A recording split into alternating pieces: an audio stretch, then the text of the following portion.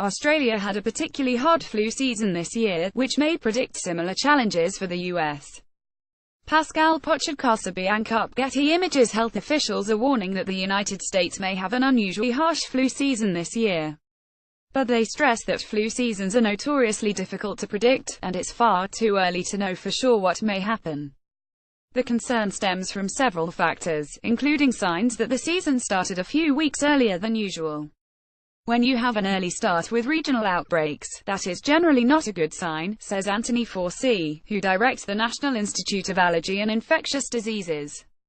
Sometimes that's the forerunner of a serious season. An early start could mean a longer season, which could mean more people end up getting infected with the flu. Another reason for concern is that Australia had a severe flu season this year. We generally follow in our season what happened in the Southern Hemisphere, such as in Australia, Fauci says. And Australia had a particularly bad influenza season for a number of reasons. A major reason for Australia's struggle is that the main strain of flu circulating there was one known as H3N2. That kind of flu virus tends to make people sicker than other strains, especially the elderly.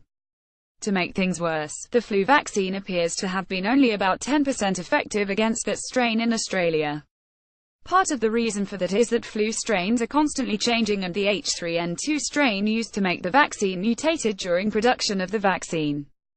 This weakened the shot's effectiveness. The mutation just happened to be in a very bad spot on the virus to make it essentially be a mismatch for the vaccine, Fauci says. The United States is using the same vaccine, and an H3N2 strain appears to be dominating outbreaks in this country so far too. It looks like not only are we using the same vaccine, but the virus that was circulating in Australia appears to be the same virus that we're starting to see now in the outbreaks in the United States, Fauci says. But it could also turn out that the vaccine could be far more effective in the United States than it was in Australia, according to Brendan Flannery, an epidemiologist at the Influenza Division at the Centers for Disease Control and Prevention. That's because a slightly different H3N2 strain could end up dominating in this country, for example. Another possibility is that other flu strains could become more common. The vaccine provides stronger protection against those. It could be that we're going to have a severe season, and we have to prepare for that, Flannery says.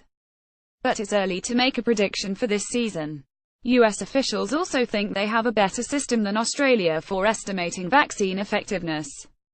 Last year, the vaccine was 32% effective against the H3N2 flu strain in the United States. Another factor in America's favor is that the US population overall is more highly vaccinated than the Australian population, says Lynette Brammer, another CDC epidemiologist.